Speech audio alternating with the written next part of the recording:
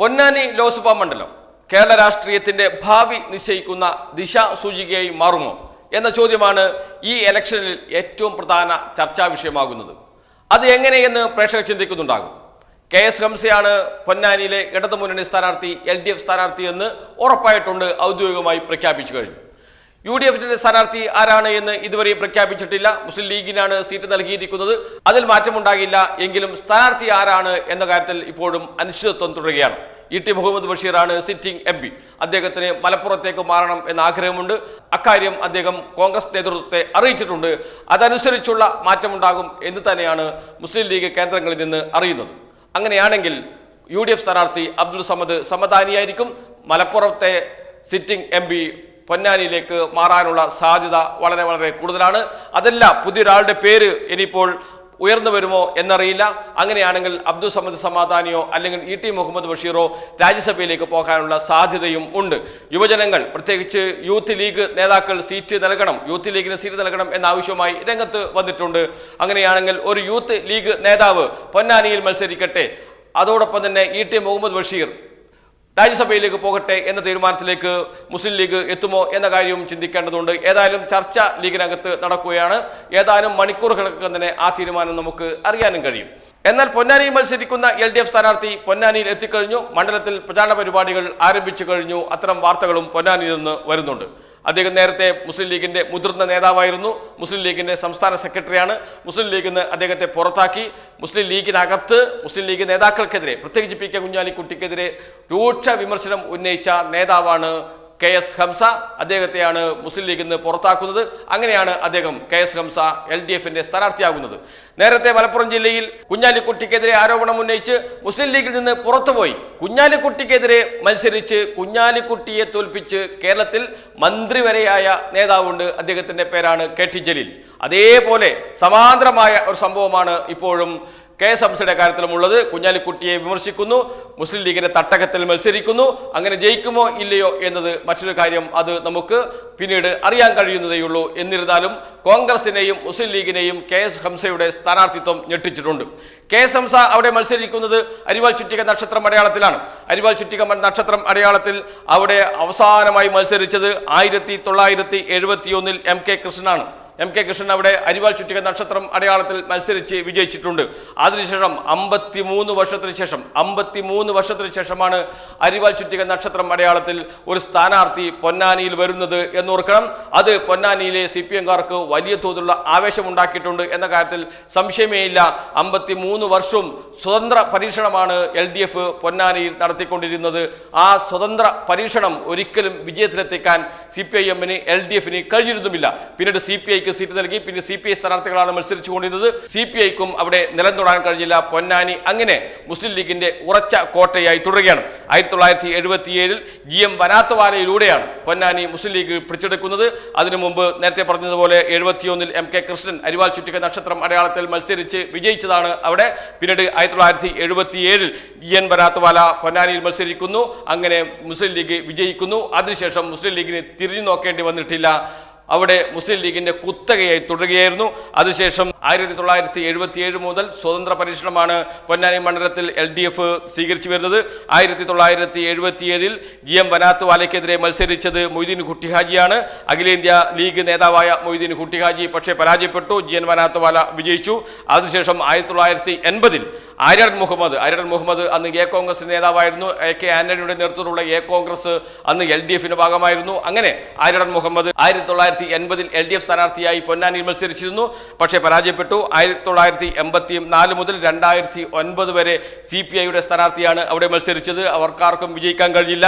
അതിനുശേഷം 2009 Hussain Randathani, 2014 V Abdurahman, 2019 PV Anwar എന്നിവർ CPM സ്വതന്ത്ര സ്ഥാനാർത്ഥികളായി മത്സരിച്ചു. 2009 CPI-യിൽ നിന്ന് സീറ്റ് CPM ഏറ്റെടുക്കുന്നത്.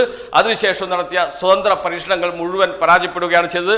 അപ്പോഴെല്ലാം സ്വതന്ത്ര സ്ഥാനാർത്ഥി സ്ഥാനാർത്ഥികളാണ് മത്സരിച്ചത്. ഇപ്പോഴിതാ KS ഹംസ ഇടതുപക്ഷ ജനാധിപത്യ മുന്നണി സ്ഥാനാർത്ഥിയായി മത്സരിക്കുന്നത് അരിവാൾ ചുറ്റിക നക്ഷത്രം അടയാളത്തിലാണ്. 53 വർഷത്തിന് ശേഷമാണ്. 53 വർഷത്തിന് ശേഷം KS ഹംസ അരിവാൾ ചുറ്റിക നക്ഷത്രം അടയാളത്തിൽ മത്സരിക്കുമ്പോൾ സ്വാഭാവികമായും അവിടുത്തെ CPIM-ന്റെ LDF-ന്റെ പ്രവർത്തകർക്ക് വലിയ ആവേശമുണ്ടാകും. പ്രത്യേകിച്ച് CPM പ്രവർത്തകർക്ക് വലിയ ആവേശമുണ്ടാകും. സ്വന്തം ചിഹ്നം തിരിച്ചു വരുന്നു, ചിഹ്നത്തിൽ വോട്ട് ചെയ്യാനുള്ള സാധ്യതയുണ്ടാകുന്നു. അത് വലിയ തോതിൽ ചർച്ചയാകുകയും ചെയ്യും. അങ്ങനെ KS ഹംസയിലൂടെ അരിവാൾ ചുറ്റിക നക്ഷത്രത്തിലൂടെ പൊന്നാനി സീറ്റ് പിടിച്ചെടുക്കാൻ കഴിയും എന്ന പ്രതീക്ഷ LDF-നുണ്ട്. അതിൽ മാത്രമാണോ പ്രതീക്ഷ? അതിൽ മാത്രമല്ല പ്രതീക്ഷ, സമസ്തയുടെ പിന്തുണ LDF-നുണ്ട്. അതോടൊപ്പം തന്നെ AP വിഭാഗത്തിന്റെ പിന്തുണ, സുന്നി AP വിഭാഗത്തിന്റെ പിന്തുണ അത് CPM-നുണ്ട്, LDF-നുണ്ട്. അത് നേരത്തെ ഉള്ളതാണ്. എന്നാൽ സമസ്തയുടെ, മുസ്ലിം ലീഗിന്റെ വോട്ട് ബാങ്കായ സമസ്തയുടെ, UDF-ന്റെ വോട്ട് ബാങ്കായ സമസ്തയുടെ EK വിഭാഗത്തിന്റെ പിന്തുണയും കൂടി ഹംസയ്ക്കുണ്ട്, KS ഹംസയ്ക്കുണ്ട് എന്ന വാർത്തകളാണ് പുറത്തു വരുന്നത്. അങ്ങനെയാണെങ്കിൽ തിരിഞ്ഞു നോക്കേണ്ടി വരില്ല, അവിടെ ജയിച്ചു വരും KS ഹംസ എന്ന കാര്യം സംശയമില്ല. ഇത് മറ്റൊരു പ്രധാനപ്പെട്ട രാഷ്ട്രീയം കൂടി പറയുന്നുണ്ട്. അതാണ് നേരത്തെ പറഞ്ഞതുപോലെ കേരള രാഷ്ട്രീയത്തിന്റെ ഭാവിയെ തന്നെ നിശ്ചയിക്കുന്ന ദിശാസൂചികയായി മാറുമോ പൊന്നാനി എന്ന ചോദ്യത്തിനുള്ള ഉത്തരം അതാണ്. കേരളത്തിലെ ന്യൂനപക്ഷം, പ്രത്യേകിച്ച് മുസ്ലിം ന്യൂനപക്ഷം, കോൺഗ്രസിനോടൊപ്പം മുസ്ലിം ലീഗിനോടൊപ്പം ഉറച്ചു നിൽക്കുന്നവരാണ്. മുസ്ലിം ലീഗിന് വേണ്ടി പ്രവർത്തിക്കുകയും മുസ്ലിം ലീഗിന് വേണ്ടി മരിക്കുകയും ചെയ്യുന്ന, ജീവിക്കുകയും ചെയ്യുന്ന പ്രവർത്തകരുള്ള മുസ്ലിം ന്യൂനപക്ഷം, ആ മുസ്ലിം ന്യൂനപക്ഷം ഈ ഒരു ഘട്ടത്തിൽ ഏത് പക്ഷത്ത് നിൽക്കുന്നു?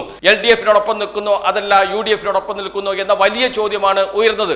കഴിഞ്ഞ തവണ 19 സീറ്റ് നേടി UDF വിജയിച്ച ഒരു ഘട്ടമുണ്ട്. ആ 19 സീറ്റ് നേടി UDF വിജയിച്ചതിന്റെ അടിസ്ഥാനപരമായ കാരണം മുസ്ലിം ന്യൂനപക്ഷം ഒന്നിച്ച് UDF-നോടൊപ്പം നിന്നു എന്നതാണ്. അതോടൊപ്പം തന്നെ ചെറിയ തോതിൽ ശബരിമലയുണ്ട്, അതോടൊപ്പം തന്നെ ക്രിസ്ത്യൻ ന്യൂനപക്ഷത്തിന്റെ നിലപാടും ഒക്കെയുണ്ട്.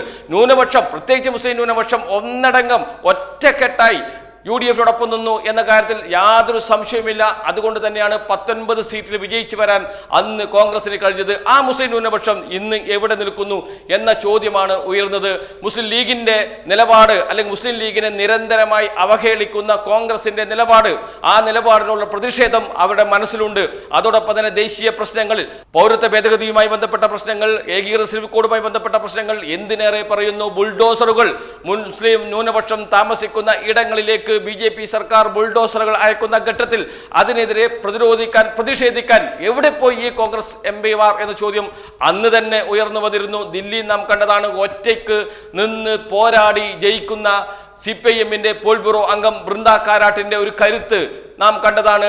ഈ JCB-ക്ക് മുന്നിൽ ഒറ്റയ്ക്ക് പോയി നിന്ന് സമരം ചെയ്യുന്ന ബൃന്ദ കാരാട്ടിനെ, അങ്ങനെ ആ JCB-യെ, ബുൾഡോസറിനെ അവിടെ നിന്ന് പിൻവലിക്കാൻ ഭരണകൂടം നിർബന്ധിതമായ കാഴ്ചയെ നാം കണ്ടതാണ്. അത്തരത്തിലുള്ള ഒരു പ്രക്ഷോഭം നടത്താൻ കോൺഗ്രസിന്റെ MP-മാർ കഴിയുന്നില്ല എന്ന് വെച്ചാൽ കോൺഗ്രസിന്റെ MP-മാരെ എന്തിനാണോ ന്യൂനപക്ഷം വോട്ട് ചെയ്ത് ജയിപ്പിച്ചത് അതിന്റെ ഒരു അയലത്ത് പോലും എത്താൻ അവർക്ക് കഴിഞ്ഞില്ല എന്ന കാര്യം സംശയമേ ഇല്ല.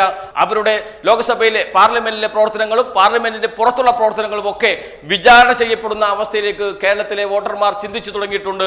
പ്രത്യേകിച്ച് ന്യൂനപക്ഷ വോട്ടർമാർ ചിന്തിച്ചു തുടങ്ങിയിട്ടുണ്ട്. അങ്ങനെയാണെങ്കിൽ KS ഹംസ അവിടെ ജയിച്ചു വരിക തന്നെ ചെയ്യും.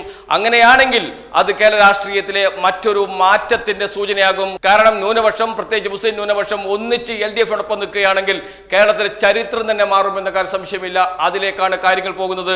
മുസ്ലിം ലീഗിന്റെ ഉന്നത നേതാവ്, മുസ്ലിം ലീഗിന്റെ സംസ്ഥാന സെക്രട്ടറിമാരിൽ ഒരാളായ KS ഹംസ മുസ്ലിം ലീഗിൽ നിന്ന് പുറത്തു വന്ന് LDF-ന്റെ സ്ഥാനാർത്ഥിയാകുന്നു എന്ന് വെച്ചാൽ മുസ്ലിം സമുദായത്തിലുണ്ടാകുന്ന വലിയൊരു മാറ്റം അവിടെ പ്രകടമാണ്. ആ മാറ്റം വോട്ടിലൂടെ പ്രതിഫലിക്കുകയാണെങ്കിൽ സംശയം വേണ്ട, KS ഹംസ ജയിച്ചിരിക്കും. KS ഹംസയോടൊപ്പം നിരവധി സ്ഥാനാർത്ഥികൾ, LDF-ന്റെ നിരവധി സ്ഥാനാർത്ഥികൾ ജയിച്ചിരിക്കും. ചിലപ്പോൾ 19 എന്ന UDF-ന്റെ നമ്പർ തിരിച്ച് LDF-ന്റെ 19 എന്നതിലേക്ക് എത്തുമോ എന്നത് മാത്രമേ ഇനി അറിയാനുള്ളൂ. അതിലേക്കാണ് കാര്യങ്ങൾ പോകുന്നത്. അതുകൊണ്ട് തന്നെയാണ് പൊന്നാനി ഭാവി കേരള രാഷ്ട്രീയത്തിന്റെ ദിശാസൂചികയായിരിക്കും എന്ന് പറയാനുള്ള കാരണവും.